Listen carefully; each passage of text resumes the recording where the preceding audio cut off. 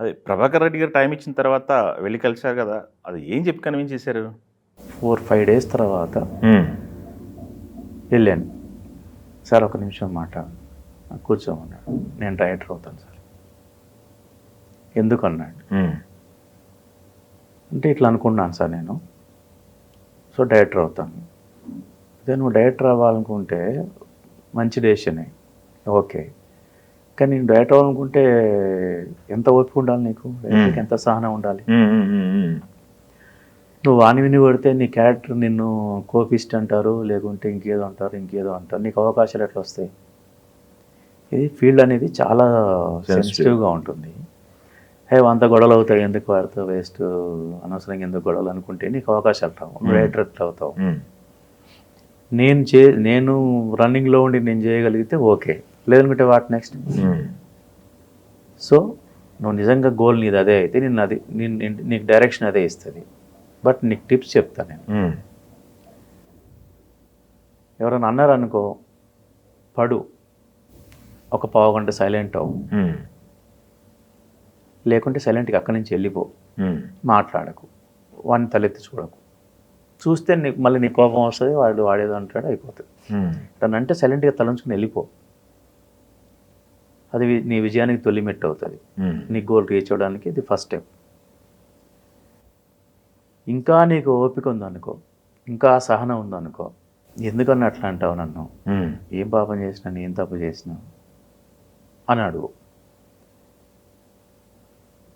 ఇది ఈ స్టేజ్లో రాదు నీకు. ఇది నీకు చాలా టైం పడుతుంది. ఈ స్టేజ్ రావడానికి నీకు చాలా టైం పడుతుంది. కాబట్టి తలదించుకుని వెళ్ళిపో నువ్వు. హ్మ్. నీ భాష మార్చుకో ఫస్ట్.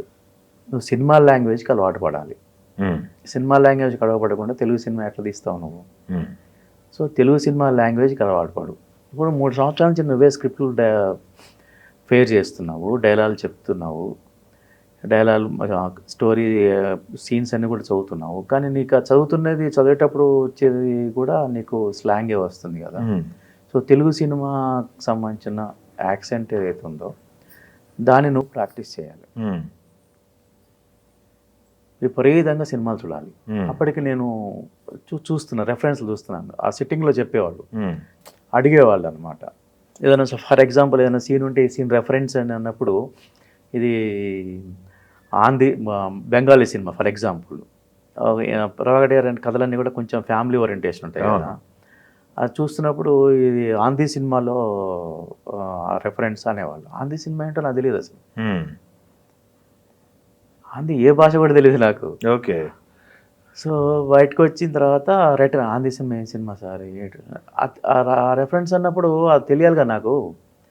ఏం సినిమా అంటే ఇది ఫలానా సినిమా, ఒక అద్భుతమైన family drama, wife and husband drama అని చెప్తే అది ట్రై చేసేవాడిని చూడడానికి. దొరికేవి కావు. ఓహో!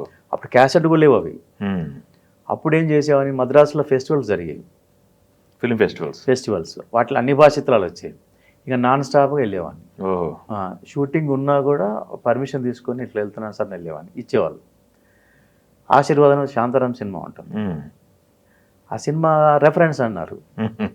ఓకే. చూడలే నేను. ఆ! సార్ ఈ సినిమా చూస్తే ఇంకా బెటర్ సిక్ట్ అవుతుందేమో సార్ అన్నా నేను. హ్మ్. ఆయన బెంగాల్లో ఉన్న డిస్ట్రిబ్యూటర్లకు ఫోన్ చేసి ఆ సినిమా ప్రింట్ తెప్పించాడు. వావ్! అప్పుడు ప్రింట్లు చూడటమే, క్యాసెట్ కూడా లేవు. ఇప్పుడు మొబైల్లో చూస్తున్నాం మనం. అవును. సో ఇట్లా అప్పటికి కొంత రెఫరెన్స్ ఉంది. సో ఇక్కడ నుంచి విపరీతంగా కేస్ స్టడీ చేయాలి. అన్ని భాష సినిమాలు హ్మ్. చూడాలి. రాజ్ కపూర్ సినిమాలు, లేకపోతే బిమల్ రాయ్ సినిమాలు, తమిళ్లో శ్రీధర్ గారి సినిమాలు, భీమ్సేన్ సినిమాలు, ఇట్లా 1, 2 అని కాదు, హ్మ్. అన్ని భాషల్లో. పుట్టన కన్నుగలు కన్నడకు వస్తే అక్కడ వాసుదేవ నాయరు, లేకపోతే ఇట్లా అన్ని భాషల్లో ఉన్న సినిమా ఫేమస్ డైరెక్టర్స్ ఎవరు, వాళ్ళు చేసిన ఆదురు గోపాలకృష్ణ గౌడ్, చిన్నమ్మ, చాలామంది డైరెక్టర్లు ఉంటారు మలయాళంలో కానీ తెలుగులో. సో అన్ని భాషల్లో చాలా ఎపిక్ సినిమాలు చూడాలనేది ఇక మైండ్లో పెట్టుకొని ఇంకా అక్కడి నుంచి ఢిల్లీ ఫెస్టివల్ వెళ్తే తీసుకెళ్ళేవారు ప్రభాకర్ గారు. ఓహో! ఇంకా మిగతా అన్ని చోట నేను వెళ్ళి చూడటము, ఇట్లా ఇక కంప్లీట్ వాటి మీద కేస్ స్టడీ. అంటే ఇంకో డైరెక్టర్ అవుదాం అనుకున్నప్పుడు మనకు బేసిక్ నాలెడ్జ్ అయినా ఉండాలి. హ్మ్. అంటే ఈ సినిమాలో పని చేస్తున్నాం కానీ గుడ్డిగా పని చేసి ఏదో డైరెక్టర్ అయితే కాదు కదా. బేసిక్ నాలెడ్జ్ ఉంటే మనం ఏం జరిగింది, ఏం జరుగుతుంది తెలిస్తే ఏం జరగాలో తెలుస్తుంది. హ్మ్. సో ఇట్లా ఇక సినిమాల Super. మీద అవగాహన చేసుకొని అట్లా పుస్తకాలు చదివేవాడిని. పుస్తకాలు చదవటం అనేది స్టూడెంట్ అక్కడ 8th 9th నుంచే కొంచెం కొంచెం అలవాటు అయిపోయింది.